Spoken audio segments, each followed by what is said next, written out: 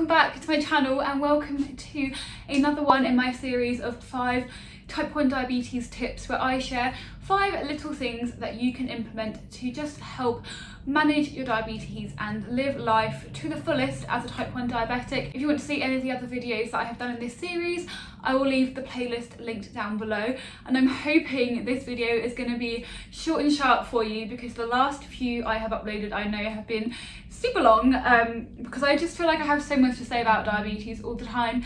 But let's just get into this one with the first tip, and that is it all starts with your basal insulin. You need to get your basal insulin dose right to have any hope of having a good blood sugar day. A way that you can check whether your basal insulin dose is right or not is to see if your blood sugar is rising or falling hours after you eat and have had any short-acting insulin.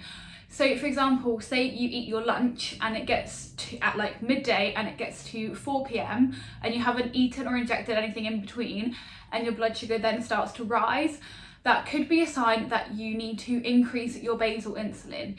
Equally, if you have the opposite where you start to dip a long time after you have eaten, you may need to decrease your basal insulin. Again, I always say this, but I'm not a medical professional, and any changes you make to your diabetes management should be done alongside the support and supervision of your diabetes team.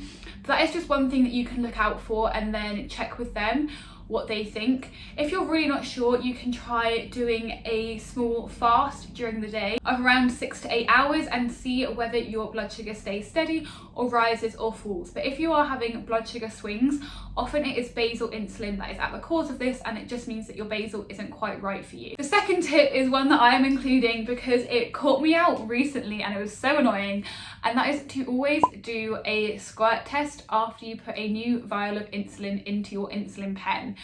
If you don't do a little unit or two test to see if it's working, there's a chance that the little plunger hasn't yet reached the point in the vial where it's going to actually push insulin out, and that means that if you don't do a squirt test and you inject, you actually only inject a small proportion of the amount of insulin that you think you have injected. This means, number one, that you haven't injected enough insulin for the day, and number two, you don't actually know how much insulin you injected in the first place.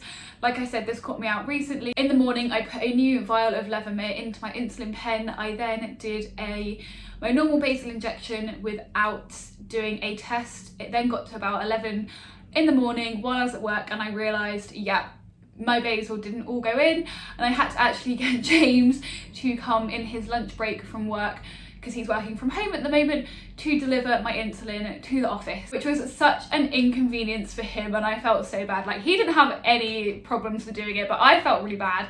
And if you don't have someone that can do that for you, that means you're going to be running high all day. So always do a little test to check that your new vial is ready to go. My third tip is to take Hypo Snacks with you everywhere, and I mean everywhere. I have them in my bedside table. I have dextro tabs and then a cereal bar.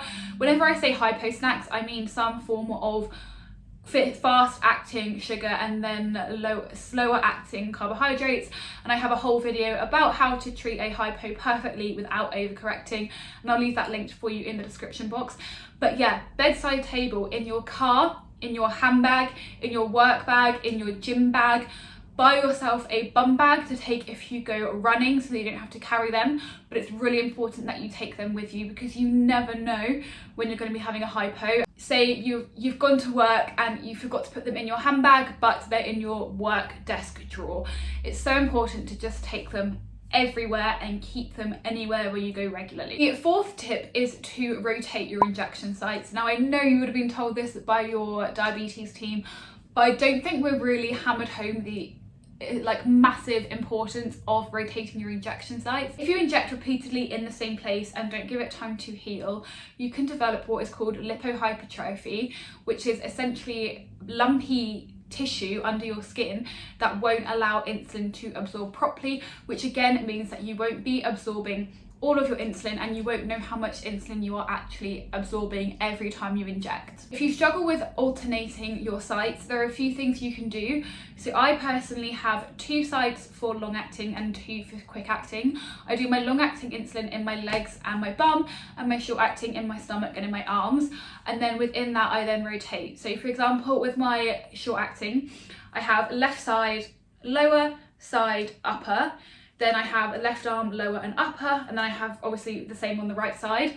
And each time I do the next one along the cycle, which means that each time, and then obviously I don't do the exact same spot in my lower belly, but it's that area has at least like 8 more injections before you go anywhere near that area. Equally, I do my morning Levomate in my legs and my evening in my bum. And again, you have different areas of your legs that I kind of name. So I have like inner thigh, inner upper thigh, outer upper, inner lower, outer lower thigh, and then you have that for each leg, and you can just rotate through all of them, which means that you're hitting different areas every time you inject. And by the time you get back round to that same area, you'll likely be doing it in a slightly different spot anyway, and that's a way to really help rotate injection sites. My 5th and final tip for this video is to help tackle high blood sugars, and that is to go on a walk if you have a high blood sugar, to help bring your blood sugar down faster and get that insulin working faster. I have again a whole video about fast ways to bring a high blood sugar down, but going on a walk is by far my favourite. I find it the most effective, because if I inject my correction insulin and then go for a walk for around 20 to 30 minutes, my blood sugar will come down straight away, as opposed to injecting and then waiting up to 2 hours for that insulin to kick in. I find the longer I have to wait for a high blood sugar to come back down, the more likely it is that I'm going to rage bolus and end up on that blood sugar roller coaster. Whereas if I go for a walk, it will come back down straight away, and I'm not tempted to keep on injecting that insulin.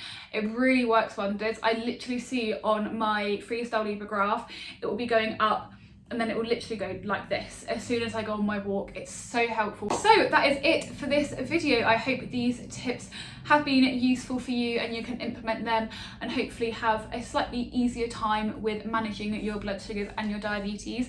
Please let me know any requests that you have for videos in the future. So I really want to be giving you the kind of content and advice that is useful for you and your diabetes. But yeah, for now, I hope you guys all have a fantastic day, and I will see you in the next one. Bye!